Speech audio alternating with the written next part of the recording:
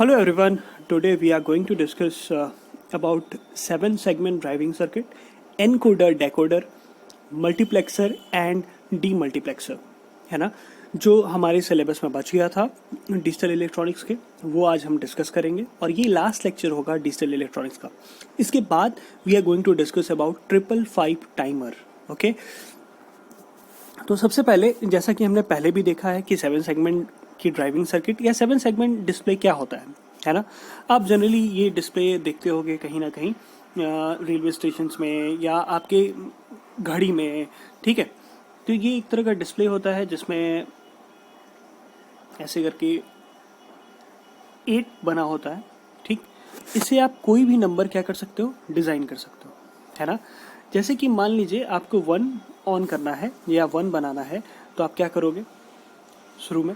जैसे कि मान लीजिए ये 7 सेगमेंट का डिस्प्ले है। 7 सेगमेंट का मतलब क्या, यहाँ पे 7 LEDs लगी हुई हैं। 1 2 3 4 5 6 7, ये 7 LEDs लगी हुई हैं जो कि डेटा को लेकर के या सिग्नल को लेकर के ऑन या ऑफ होती हैं, ठीक। अब मान लीजिए कि आपको इस डिस्प्ले में 1 डिस्प्ले करना है, ठीक है। तो आप कौन कौन सी LED ऑन करोगे, B ऑन करोगे और C ऑन करोगे, है ना। 1 कैसे आएगा, जैसे अगर 7 सेगमेंट डिस्प्ले की बात करें तो 1 कुछ ऐसा दिखेगा, मतलब सिर्फ ये 2 LEDs क्या हो रही हैं, ऑन हो रही हैं, ठीक। उसी तरह अगर आपको 2 बनाना है तो 2 बनाने के लिए आप क्या करोगे, 2 कैसे बनेगा, ठीक, ऐसे बनता है 2, है ना। अगर आप 7 सेगमेंट डिस्प्ले में देखोगे तो 2 के लिए क्या क्या ऑन करना पड़ेगा, A ऑन करना पड़ेगा, B ऑन करना पड़ेगा, G ऑन करना पड़ेगा, E ऑन करना पड़ेगा, D ऑन करना पड़ेगा, है ना। तो इतनी सारी LEDs हमको ऑन करनी पड़ेंगी। तो 7 सेगमेंट की ड्राइविंग सर्किट का मतलब क्या है कि कैसे वो सर्किट्स काम करती हैं, है ना। कैसे इनको हम टाइम टू टाइम ऑन करते हैं। जैसे हमको अगर उसमें डिस्प्ले करना है, 8 डिस्प्ले करना है, 9 डिस्प्ले करना है, 0 डिस्प्ले करना है, तो कैसे ऑन करेंगे। ऑब्वियस सी बात है कि हमको उन्हीं LEDs को ऑन करना होगा जिनसे वो नंबर डिस्प्ले हो पाए, है ना। तो जैसे कि अगर हम 7 सेगमेंट डिस्प्ले की बात करें तो ये 2 तरीके की होती हैं। सबसे पहली बात तो एक होता है कॉमन एनोड और एक होता है कॉमन कैथोड। अब कॉमन सी बात है, ये LEDs हैं। LEDs का सिंबल आपने देखा होगा, it's like PN junction diode, है ना। और यहाँ से सिंबल अगर देखोगे तो ये लाइट को इमिट करता है, इसलिए इसमें लाइट की इमिटिंग का भी एरो होता है। तो अगर इधर ही वाले की बात करें तो ये एनोड है, ये कैथोड है। अगर सारे एनोड को, जैसे इसमें मान लीजिए 7 सेगमेंट है तो कितने LEDs होंगे, कॉमन सी बात है 7 होंगे, है ना। तो अगर सारे एनोड को कॉमन कर दिया जाए, जैसे यहाँ पे क्या किया गया है, एनोड को कॉमन किया गया है, तो ये क्या हो जाएगा, कॉमन एनोड 7 सेगमेंट डिस्प्ले। तो आप इसको जूम करके यहाँ देख सकते हैं कि ये मेरी एक LED है, ये B वाली है, ये C D E F, ठीक। सबके एनोड को क्या कर दिया गया है, कॉमन करके वोल्टेज दिया जा रहा है, और जो कैथोड है वो सबका अलग अलग है ना। उसी तरह अगर कॉमन कैथोड की बात करें तो कॉमन कैथोड में देख लीजिए, इसमें क्या है, अगर इधर वाला मेरा क्या है, एनोड है और इधर वाला कैथोड है, तो यहाँ पे देखिए सबके कैथोड को क्या किया गया है, कॉमन कर दिया गया है, ठीक है। तो इसको क्या बोलेंगे, कॉमन कैथोड, है ना।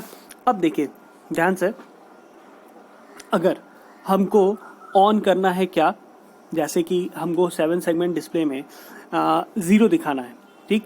तो यहाँ पे हमने शुरू में देखा था कि कितने LEDs हैं, टोटल 7 हैं, A B C D E F G, सबका अपना अपना नाम दिया हुआ है। अगर 0 डिस्प्ले करना है तो कौन कौन से LEDs को ऑन करना होगा, है ना। तो ये टेबल बनानी सबसे पहले तो आपको आनी चाहिए, ठीक। 0, अब यहाँ पे क्लियरली हम देख सकते हैं कि अगर मान लीजिए फर्स्ट वाले डायग्राम में देखते हैं, ये क्या है, A B C D E F G, है ना। अगर हमको 0 डिस्प्ले करना है, ठीक, तो अभी आप क्लियरली देखो कि ये 0 दिख रहा है। अगर इसको कैंसिल कर दें हम, है ना, तो 0 ऑन करने के लिए हमको A B C D E F इतनी LEDs को क्या करना होगा, ऑन करना होगा। तो इसके ट्रुथ टेबल में आप डायरेक्टली देख सकते हो यहाँ पे कि A B C D E F को कौन सा सिग्नल दिया गया है? हाई सिग्नल दिया गया है ना.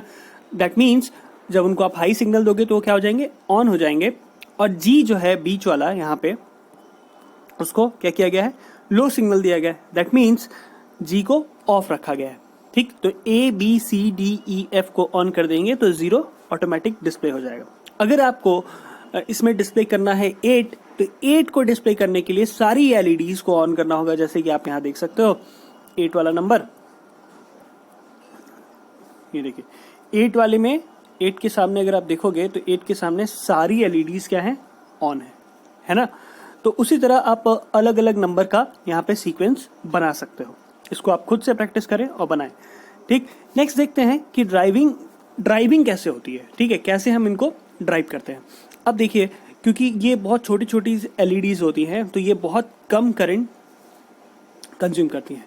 ठीक है, तो जनरली जब हम अपनी सर्किट से करंट देते हैं तो वो करंट की अमाउंट बहुत ज़्यादा होती है. अब उस अमाउंट को लिमिट करने के लिए we have to use current limiting register. तो हर एक एलईडीज के सामने हम एक एक रजिस्टर लगाते हैं. जैसे ये ए के लिए यहाँ पे ए रजिस्टर लगा है. ठीक है, बी के लिए बी वाला लगा है, सी के लिए सी वाला लगा है. तो रेजिस्टेंस से जब करंट जाएगी तो वो क्या हो जाएगी? लिमिट हो जाएगी, या जितनी हमको करंट वहां पे देनी होगी वहां उतनी करंट चली जाएगी. जैसे यहाँ पे रिक्वायरमेंट होती है 20 मिली एम्पियर की. ठीक है, तो 20 मिली एम्पियर की रिक्वायरमेंट है और मान लीजिए कि हम 1 एम्पियर करंट दे रहे हैं, तो उसको वहां पे हमको क्या करना पड़ेगा? लिमिट करना पड़ेगा. ठीक है, तो यहाँ पे 220 ओम का रेजिस्टेंस लगाते हैं हर एक एलईडी के लिए. ठीक है, तो टोटल यहाँ पे एक बीपी स्विच है, इसको ऑन करने के लिए यूज किया जाता है. तो यहाँ पे टोटल 8 रेजिस्टेंस लगेंगे. कितने ओम के? 220 ओम के. ठीक है, और 7 स्विचेस हैं, क्योंकि 7 स्विचेस आपके 7 एलईडीज को ऑन करने के लिए. ठीक है, ए को ऑन करोगे तो ए वाला ऑन हो जाएगा. ठीक है, ब्लिंक करने लगेगा. ठीक है, तो ये तो हो गया नॉर्मल ऑपरेशन. तो जनरली अगर हमको 7 सेगमेंट डिस्प्ले को क्या करना है? ड्राइव करना है, तो ये 3 तरीके से ड्राइव किया जाता है. पहला होता है रजिस्टर, दूसरा ट्रांजिस्टर और तीसरा होता है आईसी. ठीक है, आईसी का मतलब क्या? Integrated circuit. नॉर्मली इस टाइम में हम इंटीग्रेटेड सर्किट का ही यूज करते हैं because it is bit easy. और इसमें थोड़ा अगर हम रजिस्टर और ट्रांजिस्टर की बात करें तो इसकी सर्किट थोड़ी कॉम्प्लिकेटेड हो जाती है ना. तो जनरली अभी के टाइम में हम इंटीग्रेटेड सर्किट का यूज करते हैं, लेकिन हमको रजिस्टर और ट्रांजिस्टर के बारे में जानना जरूरी है, इसलिए हम यहाँ पे ये देख सकते हैं. नेक्स्ट देखते हैं ट्रांजिस्टर के बारे में. ठीक है, तो ट्रांजिस्टर क्या है? ट्रांजिस्टर एक तरह का स्विच है जो कि ऑन या ऑफ करता है ना. ट्रांजिस्टर हमने पढ़ाई है, एनपीएन या पीएनपी ट्रांजिस्टर. ठीक है, तो यहाँ पे देखिए, जैसे कि यहाँ पे एक ट्रांजिस्टर दिखाया गया है आपको. ठीक है ना, तो ये अगर इसका बेस है, base emitter, base collector emitter है ना.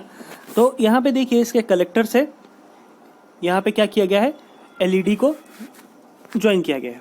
ठीक है, कलेक्टर से क्या मिलता है हमको? कॉमन सी बात है, आउटपुट मिलता है. ठीक, अब ये क्या करता है कि ये सिग्नल को क्या करता है? एम्पलीफाई करता है. ठीक, ट्रांजिस्टर को हम लोग ऑन स्विच, ऑफ स्विच और एम्पलीफायर की तरह यूज कर सकते हैं. यहाँ पे यूज करते हैं एज ए एम्पलीफायर, है ना. तो यहाँ पे देखिए वकायदा लिखा हुआ है, another way of driving the 7 segment is through the transistor. In the transistor it is used for amplifying the input current. ठीक, the collector of transistor is connected to the common pin. अब जैसे कि आपने इसको common anode या common cathode बनाया है, तो कैथोड के साथ कलेक्टर पिन को अटैच कर दीजिए. ठीक है, क्योंकि कलेक्टर से हमको क्या मिलता है? आउटपुट मिलता है ना. तो यहाँ पे आप ये सर्किट देख सकते हो. ये अलग अलग स्विचेस हैं, SW1, SW2, SW3, SW4. ठीक है, ABCDEFGH के लिए, है ना. उसके बाद यहाँ पे आउटपुट में हमने उसके बाद जो कॉमन टर्मिनल है हमारी सर्किट का, उससे हमने कलेक्टर को कनेक्ट कर दिया है. ठीक है, ये इसका नेगेटिव और ये इसका पॉजिटिव टर्मिनल हो गया, यहाँ पे +5. ठीक, तो इस तरह बनती है ट्रांजिस्टर की सर्किट. ठीक, बहुत ही सिंपल है.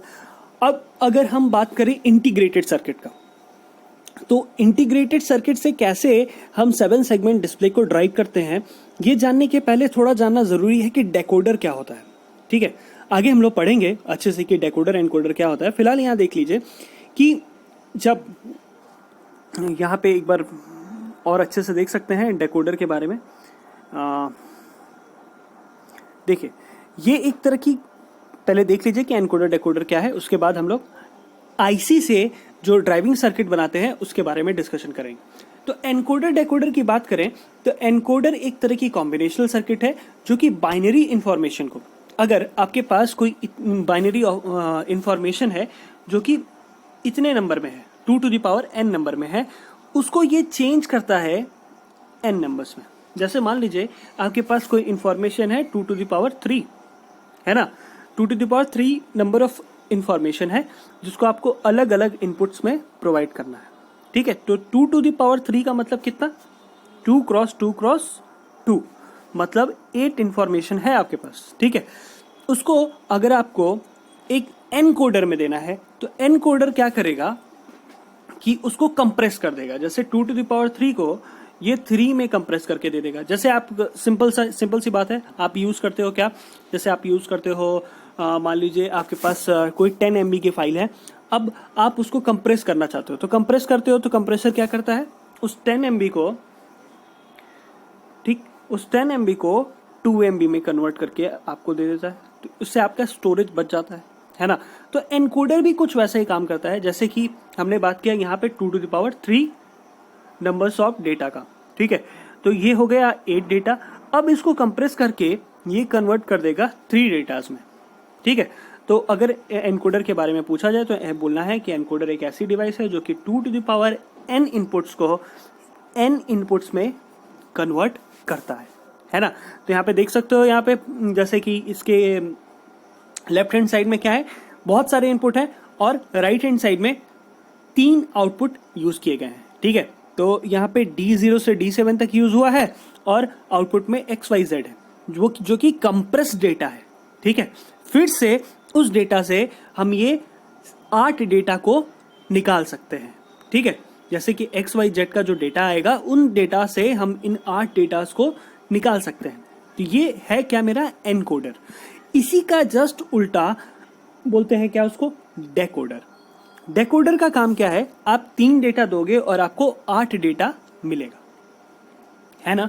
जैसे यहाँ पे XYZ आप इनपुट कर रहे हो और D0 से D7 आपको मिल रहा है, ठीक है। तो ये है क्या, डेकोडर, जिसका ट्रुथ टेबल आपको सामने यहाँ पे लिखा गया है, ठीक है। जैसे XYZ में 000 इनपुट किया तो D से D7 में आपको क्या मिल रहा है, 10000007 तक 0 मिल रहा है, ठीक है। उसी तरह XYZ में आपने 001 इनपुट किया तो यहाँ पे क्या मिल रहा है, ये इसकी एक सीक्वेंस है जो कि सीक्वेंस वाइज इसमें आपको डेटा मिलेगा, है ना।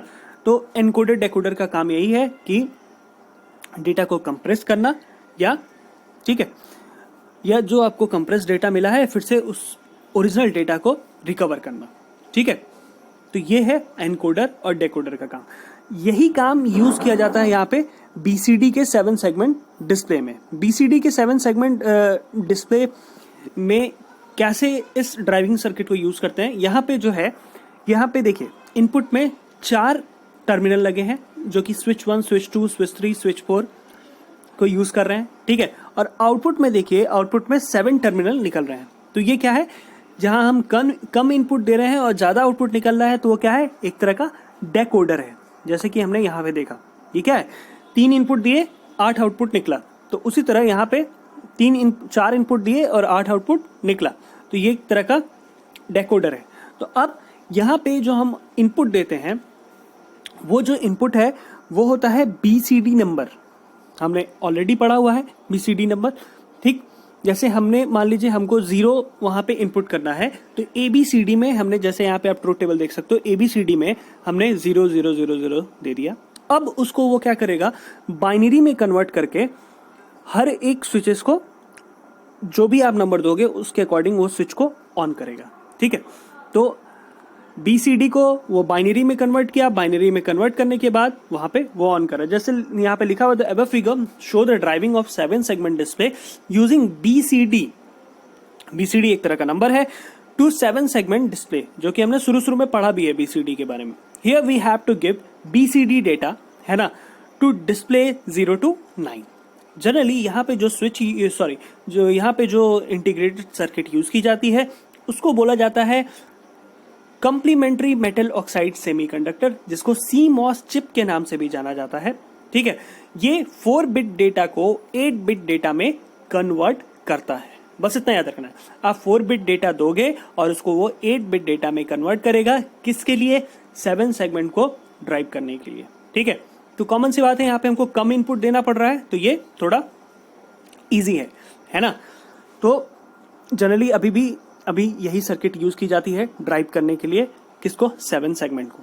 ठीक है, एनकोडर डेकोडर के बारे में हम समझ लिए अच्छे से कि एनकोडर डेकोडर क्या है। अब देखते हैं मल्टीप्लेक्सर एंड डीमल्टीप्लेक्सर, ये इस चैप्टर का लास्ट टॉपिक है। ठीक है, तो मल्टीप्लेक्सर क्या है? मल्टीप्लेक्सर क्या करता है कि बहुत सारे इनपुट को लेता है और एक आउटपुट में उसको कन्वर्ट करके आपको दे देता है। ठीक है, जैसे कि मान लीजिए कि आपके पास बहुत सारा डेटा है, जैसे एक म्यूजिक बना, तो म्यूजिक में बहुत सारा डेटा होता है, जस्ट लाइक दैट कि म्यूजिक में डेटा हो गया आपका, कोई भी म्यूजिक हम बनाते हैं या कोई गाना गाते हैं तो उस गाने में बहुत सारे डेटाज होते हैं, जस्ट लाइक गिटार बज रहा है। ठीक है, वहाँ पे गिटार के बाद तबला है, और भी बहुत सारी म्यूजिक्स हैं अलग अलग, है ना। तो उसके बाद जो सिंगर है उसकी वॉइस है, तो उतनी सारी वॉइस को एक साथ कंबाइन करना। ठीक है, तो वो अलग अलग सिग्नल में वो वॉइस आ रही हैं। अब उन वॉइस को एक साथ कंबाइन करने के लिए हमको क्या यूज करना पड़ेगा? मल्टीप्लेक्सर यूज करना पड़ेगा। अब वो क्या करेगा कि अलग अलग सिग्नल्स को एक साथ मिक्स करके, ठीक है, इसका नाम क्या है? मल्टीप्लेक्सर को मक्स भी बोलते हैं। ठीक है, उनको एक साथ मिक्स करके एक आउटपुट में कन्वर्ट करके आपको दे देगा। ठीक है, अब मान लीजिए उस म्यूजिक को आपको एक जगह से दूसरे जगह ट्रांसफर करना है, तो आप क्या करोगे? उसको मक्स से गुजारना पड़ेगा, जिसको वो क्या करेगा? एक आउटपुट में कन्वर्ट करके आपको दे देगा और आप उसको ट्रांसमिट कर पाओगे एक जगह से दूसरे जगह पे। तो जनरली इसका यही काम है कि ये मैनी इनपुट्स को एक आउटपुट में कन्वर्ट करके आपको देता है। जैसे कि यहाँ पे आपको दिख रहा है कि n नंबर ऑफ इनपुट है और एक आउटपुट है। ठीक है, यहाँ पे अलग अलग गेट्स यूज किए गए हैं, जैसे नॉट गेट है, एंड गेट है, 3 इनपुट एंड गेट है, उसके बाद नॉर गेट है। इनको यूज करके इन्हें बनाया जाता है। ठीक है, तो जनरली ये कम्युनिकेशन सिस्टम के लिए यूज होते हैं और ये बाई डायरेक्शनल होते हैं। कम्युनिकेशन का मतलब क्या?